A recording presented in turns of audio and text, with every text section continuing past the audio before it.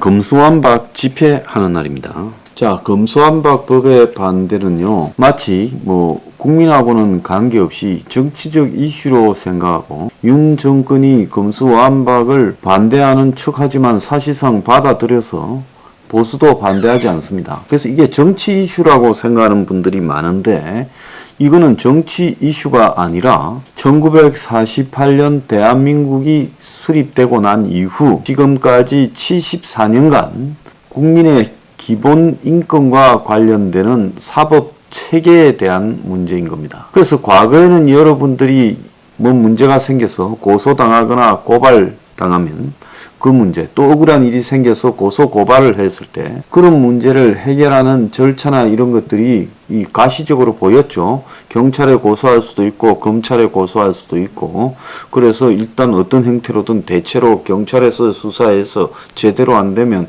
검찰에 진정서를 내고, 그래서 경찰에서 조사했던 내용이 검찰에서 뒤집어지기도 하고, 또 그런 일들이 수두룩 했지 않습니까? 그래서 국민들은 두 번의 찬스를 가지고 자신의 어떤 억울함이나 또 이 자신이 황당한 일을 당했을 때 그걸 갖다가 보호받는 그런 체계로 이용을 했습니다. 자, 우리나라는요, 고소고발공화국으로 알려져 있습니다. 1년에 고소고발만 50만 건이래요. 지난해 한 달에 5만 건 이상 연말에 고발이 접수되기도 한답니다. 자, 그래서 그런 내용을 비교를 해보면 일본의 50배다. 인구는 일본의 절반인데 고소고발은 50배다. 그리고 고소고발 당한 사람이 2018년에 71만 4천 명. 기소율은 20%가 안 되는데 고소만 당하면 그 순간에 피의자로 입건이 된다라는 겁니다. 그래서 한 달에 평균 한 4만 건 전후로 고소고발이 되고 있고 고소고발 남발이 지금 되고 있어서 문제인 겁니다.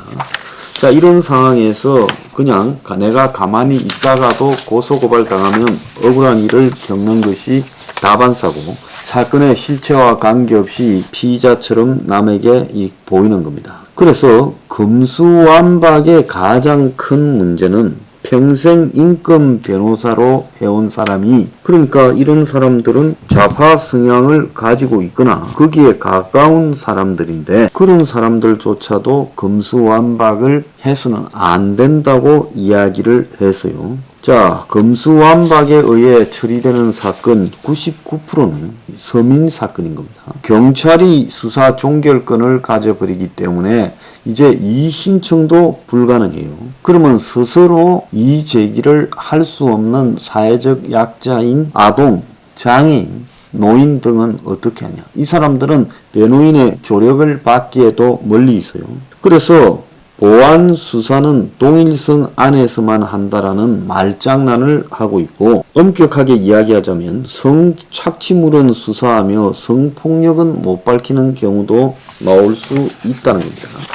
그래서 금수완박의 최고 피해자는 서민들이 될 거다. 힘이 없는 사회적 약자들이 될 거다라는 것은 뻔히 알려지고 있어요.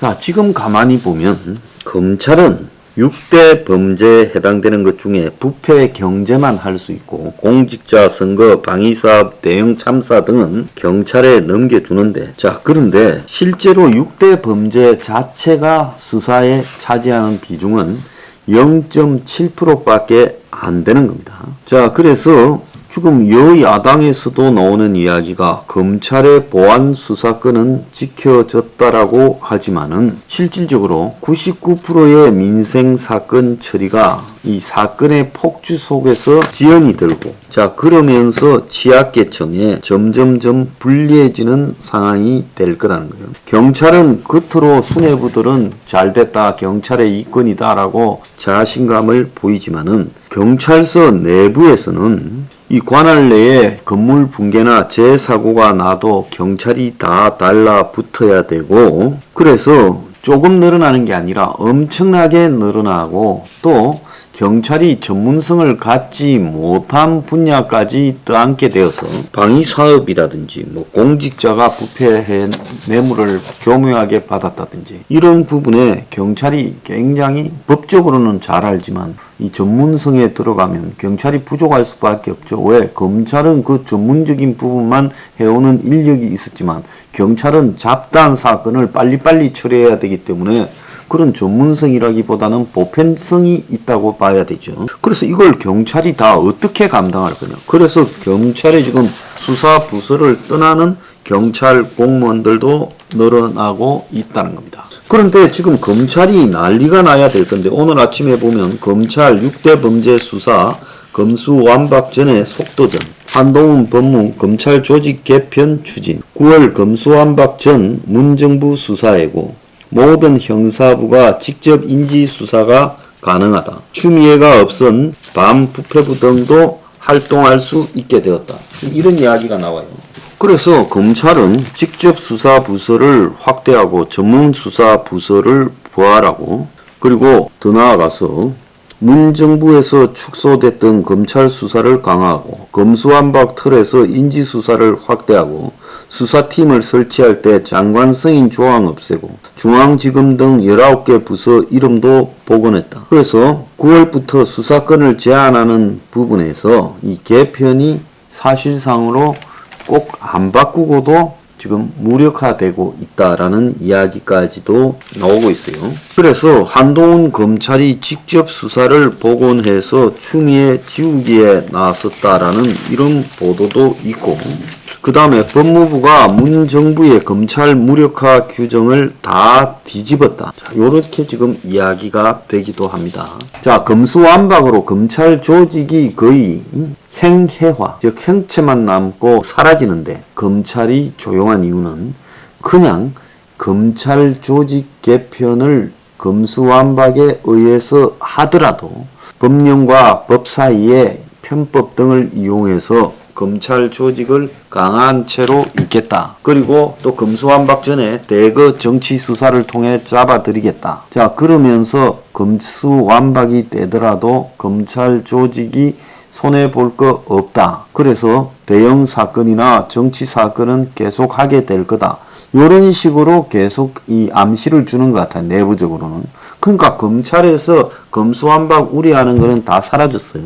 그러면 여기서 이제 진짜 우려스러운 일은 국민적 입장에서 봤을 때 이 기득권이나 재벌이나 이런 한국 상류층들은 검수완박으로 오히려 좋아졌지요. 경찰부터 상대해서 자기들이 빠져나갈 방법이 많아졌습니다. 그리고 뇌물사건이나 정치적 뇌물사건 이런 데서 빠져나갈 가능성이 많아졌죠. 다만 서민들은 이제 과거에 수사를 2번 거치는 단계를 없애버려서 경찰이 수사 종결권을 가지게 되고 또 고발한 사건에 대해서 경찰이 종결해버리고 나면 다시 재기 수사를 요구할 수 없다라는 겁니다. 자, 그런 부분 때문에 이 피해는 기득권은 좋아졌고 서민들은 나빠졌고 검찰은 편법으로 자기 조직을 유지하고 경찰은 위에는 좋고 밑에는 업무 폭탄 속에서 죽어가게 생겼다는 겁니다. 자, 이게 검수완박법의 실체입니다. 그래서 검수완박은 서민들에게는 그야말로 유전무죄, 무전유죄로 가게 돼 있다는 거예요. 경찰서 단계에서 손을 얼마든지 쓸 수 있지 않겠어요? 자, 그거 한번 겪어보세요. 겪어봐야 아는 나라 아닙니까? 그래서 우리가 창피해서 집회를 하는 겁니다. 이런 일이 생기는데 아무도 움직이지 않게 해요. 솔직히 말하면 서민의 삶에 대해서는 아무도 관심 없다는 거 아니겠습니까?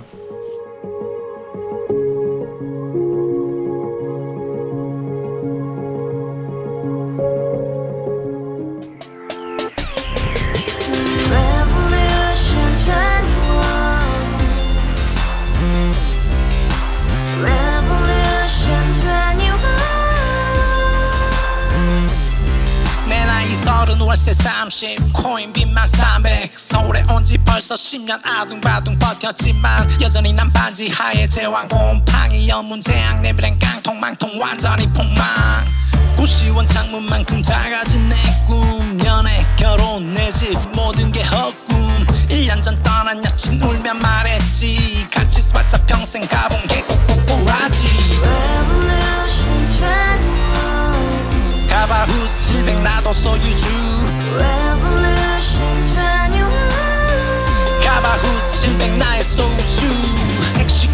물어보지 마 특히 울어무니 우리 집안 다 털어봤자 후줄 그래 개선민 내 미래 거기서 팍 끝난 거지 팍더 이상 노력 따윈 괴물이 스펙 찾았어 말리 비오는 날 알바 잘려 맨날 학원 날 개쳐 발려 밤비 내리는 양화대교 홀로 걷고 있을 때 현수막에 아로 새겨진 평당 700짜리 아파트 다 같이 소리 질러 혁명 21 Revolution